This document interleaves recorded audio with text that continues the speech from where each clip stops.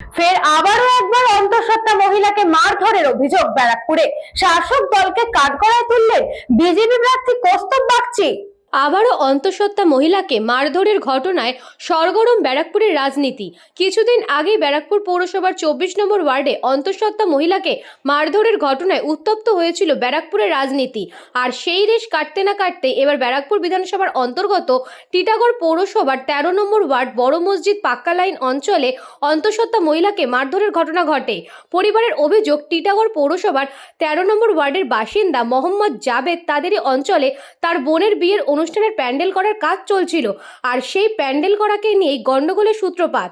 তাদের অভিযোগ, গিয়াসউদ্দিন মুন্না, আফতাব আলম এবং সাইবুদ্দিনের সাথে প্যান্ডেল করা নিয়ে ঝামেলা হয়। এই ঝামেলার ফলে স্থানীয় খড়দা থানায় বলা হলে সেই ঝামেলা স্থানীয় খড়দা থানা এবং স্থানীয় ক্লাব দুই পক্ষকে নিয়ে বসে মীমাংসা করে দেয়। তাদের দুপক্ষের ঝামেলা মিটে গেলেও হঠাৎ মোহাম্মদ জাবেদ বাড়ি থেকে বেরোনোর সময় গিয়াসউদ্দিনের ভাই আফতাব আলমের সাথে ফের বাগবিতণ্ডায় জড়িয়ে পড়ে তারা।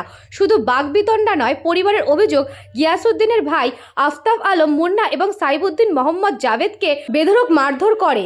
তাকে মারতে দেখে মোহাম্মদ জাবেদের স্ত্রী তাকে বাঁচাতে গেলে মারের হাত থেকে বাদ যায়নি মোহাম্মদ জাবেদের স্ত্রী। মোহাম্মদ জাবেদের স্ত্রী 5 মাসের অন্তঃসত্ত্বা। এরপরে মোহাম্মদ জাবেদ এবং তার পরিবার খড়দা থানার অভিযোগ দায়ের করে। জাবেদ এবং তার স্ত্রীর অভিযোগ, গিয়াসউদ্দিনের নেতৃত্বে তাদেরকে ভয় দেখানো হচ্ছে, তাদের মেরে ফেলার হুমকি দেওয়া হচ্ছে। তারা বলেন যারা তাদের মারধর করেছে তারা তৃণমূলের ঘনিষ্ঠ, তাই তারা এইরকম সাহস পাচ্ছে। যদিও অন্তঃসত্ত্বা মহিলাকে মারধরের ঘটনাকে সম্পূর্ণ মিথ্যে বলে দাবি করছেন আফতাব আলমের পরিবার। তাদের বক্তব্য, বিয়ের প্যান্ডেল নিয়ে বাগবিতণ্ডা হয়, তারপরে প্রশাসন এবং স্থানীয় ক্লাবের নেতৃত্বে মীমাংসা হয়ে যায়। তাদের আরও অভিযোগ, জাবেদ ঝামেলা করছে এবং তাদের ওপর লোকজন নিয়ে চড়াও হয়েছে। জাবেদের স্ত্রী ঝামেলার সময় ছিল না, মিথ্যে ঘটনা সাজিয়ে তাদের ফাঁসানোর চেষ্টা করা হচ্ছে। আর সেই ঘটনাতেই সরগরম হয়েছে ব্যারাকপুরের রাজনীতি। শাসক দলের নাম চড়াতে ব্যারাকপুর বিধানসভার বিজেপি মনোনীত প্রার্থী কৌস্তব বাগচি তিনি সাংবাদিকদের সামনে একটি ছবি প্রকাশ্যে নিয়ে এসে দেখায় ওই অন্তঃসত্ত্বা মহিলাকে মারধরের ঘটনায় যে গিয়াসউদ্দিন নাম উঠে এসেছে, সেই গিয়াসউদ্দিন ব্যারাকপুরের তৃণমূল প্রার্থী তথা প্রাক্তন বিধায়ক রাজ চক্রবর্তীর ঘনিষ্ঠ। তৃণমূল প্রার্থী রাজ চক্রবর্তীর সাথে গিয়াসউদ্দিনের ছবি দেখিয়ে কটাক্ষ করতে ছাড়েনি বিজেপি প্রার্থী কৌস্তব বাগচি।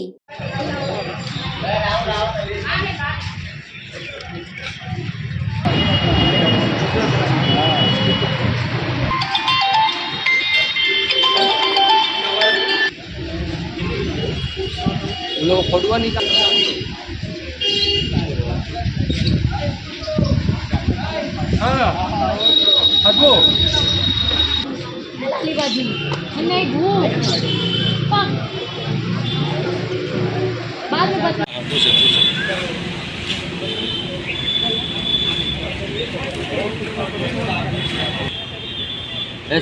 সাহাবুদ্দিন আছে, গিয়াসউদ্দিন আছে, এরাই মেন হিটলার আছে।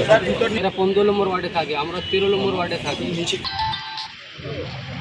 কালকে আমার বোন, ছোট বোন ওর বিয়ে আছে, और शादी छिलो काल के वो लोग बगल में हम लोग का घर में रहते हैं। वो है वो पंडाल बना के पीछे जहाँ पर हम लोग का जगह है सब चीज काम हम करने के लिए, हम वहाँ पर घेर के रखे थे लोग। इसका ही लिए हम लोग क्या किए, वहाँ पर ऑब्जेक्शन किए हैं। तो ऑब्जेक्शन किए तो बड़ा बड़ा गुंडा लोग आया था, मेरा हस्बैंड को भी मारा है, हमको भी पेट में, हम प्रेग्नेंट है, हमको भी पेट में मारा है। और गियासू लोग छोड़ा छोड़ी में इसको मेरा हस्बैंड को मार के मुंह से खून निकाल दिया था, हमको भी उसी में मार दिया लोग पेट में। हाँ, हम प्रेग्नेंट है, 5 महीने का बच्चा है। मेरा तबीयत ठीक नहीं है, मेडिकल हुआ है, एक बार लाम गए थे, वहाँ से सागर दत्तो रेफर किया है। हाँ, वो लोग मारा है हमको पेट में, मेरा पेट दर्द हो रहा है। मार देंगे, खून का नदियाँ बहाएंगे इधर, और इसका शादी नहीं होने देंगे। इसीलिए वो लोग बोला है कादिर, गुलाम कादिर, कि हम इधर खून का नदियाँ बहाएंगे पूरा। आज पूरा लाश निकलेगा सबका, सबको सामान निकाला था, बम गोली सब निकाला था लोग। फिर बोलकर है एक जन सादिक है, अगल बगल रहता है, पीएमसीए पार्टी करता है लोग। वो लोग पार्टी नहीं करता है, गुंडा से वो लोग ज्यादा अटैच रहता है, वही लोग हमको मारा है। कल से वो लोग मार रहा है, मारपीट कल भी हुआ था। कल मेरा माँ को चोट लगा था तो कल आके हॉस्पिटल में बोली है, थाना में नहीं गई है, डायरेक्ट हॉस्पिटल से घर गई, उसका माथा में कल मारा है लोग, उसको चोट लगा है। वहां से रेफर किया था सागर दत्तो ही नहीं गई है, फिर आज मारा है लोग, हम लोग सबको मारा है। স্যার হয়েছিল তো সব মিটে গেছে, থানায় গিয়ে মিটিয়ে দিয়েছে। আজকে সকালে বাইরে আমি বসেছিলাম, হঠাৎ করে ওর ভাই যায় সামনে করে আমাকে তাকিয়ে, আমি ওকে তাকি। তারপরে ও এসে আমার পাশে বলে কি কেন তাকাচ্ছিস? বললাম কি হলো, আমি চোখ আছে তাকাবো না? বলে তাকাবি না, চোখটা ভেঙে দেবো। বললাম ঠিক আছে ভাঙ। আমাকে ধাক্কা মেরেছে, আমিও ধাক্কা মেরেছি। তারপরে পাড়ায় লোক সব ছাড়িয়ে দিয়েছে, আমি বাড়ি চলে গেছি। তারপরে ওরা 4 ভাই মিলে, শাহাবুদ্দিন, গিয়াসুদ্দিন, নন্নে, আফতাব, এরা মিলে এসেছে।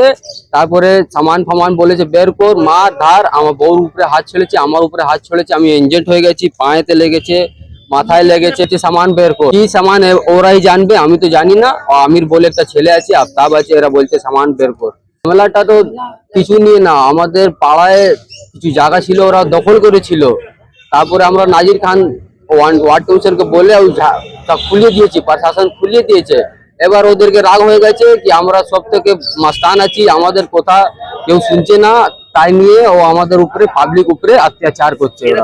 এরা এরা কেন, এরা সব পার্টিদেরকে যখন যখন আপনাকে ওদের ফায়দা থাকে, সবাই পার্টিকে ওরা সাপোর্ট করে। আর সব ও পার্টিকে ওরা দাদা বলে, ভাই বলে, সব পার্টির মধ্যে মিশে যায়। আর যখন তোলাবাজি হয় না, তো ওই পার্টি ছেড়ে অন্য পার্টিতে চলে যায়। এখন তো ওরা পার্টির কোনো মা বাবা নেই। ও কিছু কিছু লোক আছে 15 নম্বর ওয়ার্ডে, আর কিছু কিছু আছে ওদেরই সঙ্গে ওরা ঘুরে মিশে। এখন তো ওরা টিএমসি পার্টি থেকে ঘুরে, লেকিন কোনো ঠিক নেই। মার মেরে দেবো, কেটে দেবো, খুনের পুরো নাদিয়া বহিয়ে দেবো। হ্যাঁ, ওর পেটে লাত্তি মেরেছে, মাসের বাচ্চা আছে ওর পেটে।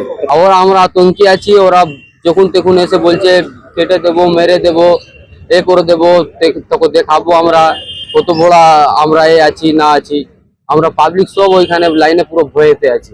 लड़की का शादी है, पंडाल खोलने पंडाल बंद, कल झमेला हुआ तो हॉस्पिटल में गए, हमारा तबीयत खराब है, हमरा थी।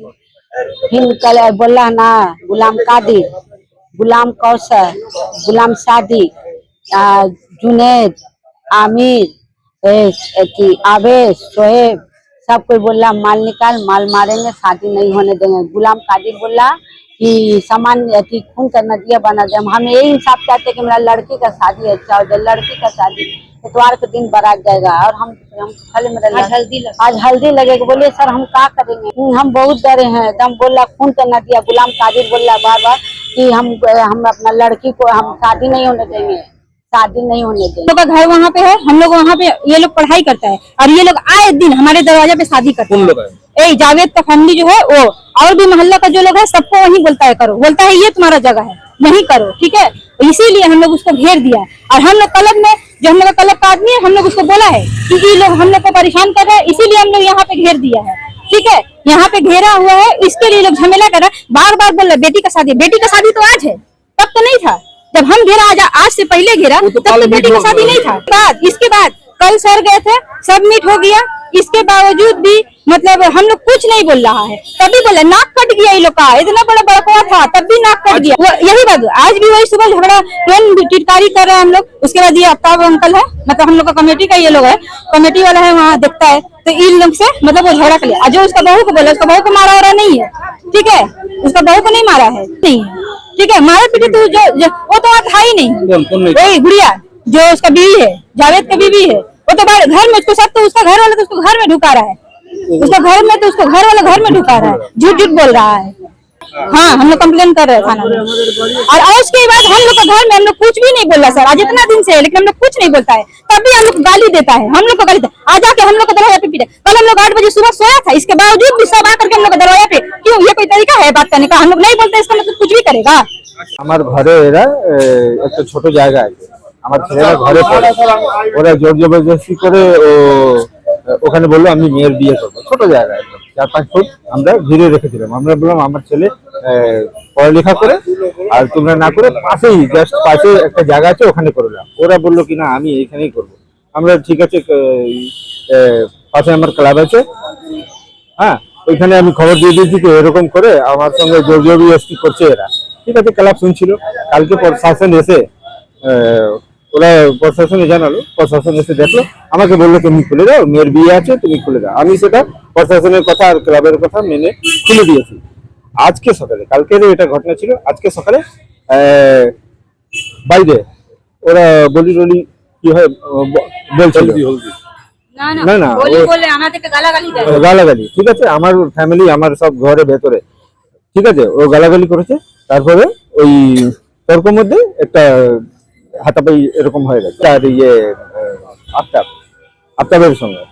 তারপরে আমরা ঘরের ভেতরে ছিলাম, ওরা করে তারপরে কিছু ছেলে নিয়ে এসে বাইরে মেশিন চমকাচ্ছিল সকালবেলা। এখন নামাজের সময় আমরা সব নামাজি আছে, ও সব ওইখানে আমাদের ক্লাব যেখানে আছে ওখানে টেবিল ফেবিল ছিল, সব ভাঙচুর করে দিয়েছে। কোথায় থেকে নিয়ে এসেছিল জানি না, বউ ছিলই না,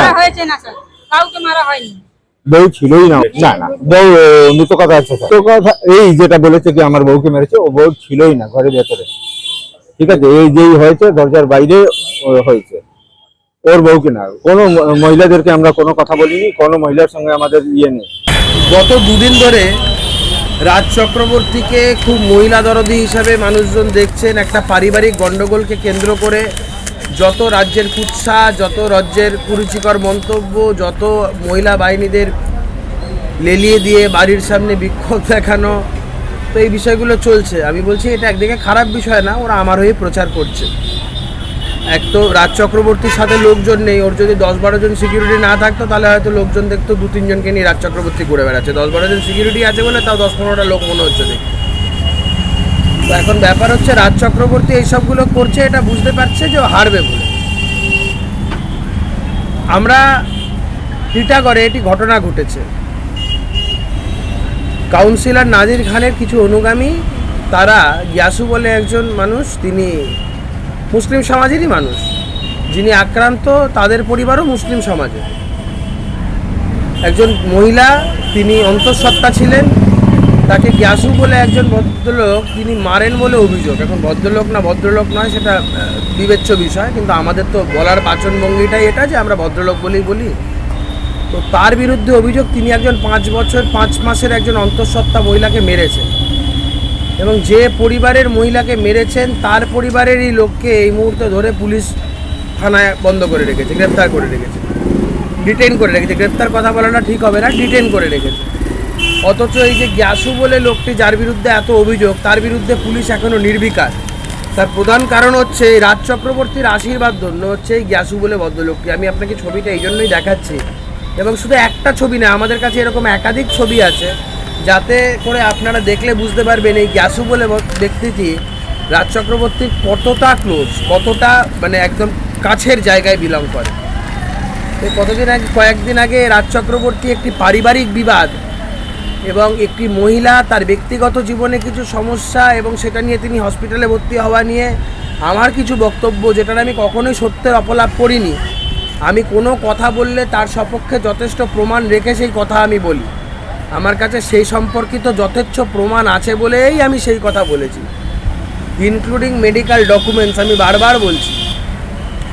তাই আমাকে ওই সব ধমক চমক দেখিয়ে কোনো লাভ নেই।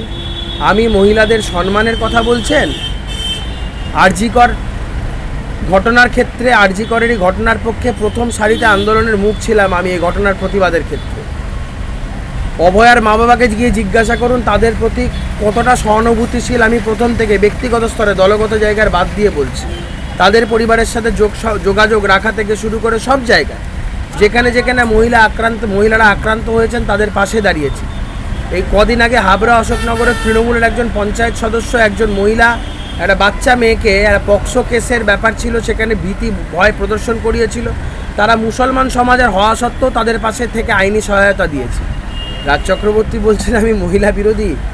ঘোড়ায় দাঁড়িয়ে থাকলেও তারা, ময়দানে দাঁড়িয়ে থাকা ঘোড়ারাও হাসবে। কালকে আমার বাড়ির সামনে এসে অনেক কিছু করে নিয়ে গেছেন, 10-12 জন এসেছিল মহিলারা, তাও আশপাশের মহিলারা কেউ নেই। কিছু কিছু জায়গা থেকে এদিক ওদিক থেকে ধরে নিয়ে আসা হয়েছিল যারা তৃণমূল কংগ্রেসের প্রথম সারির মুখ না।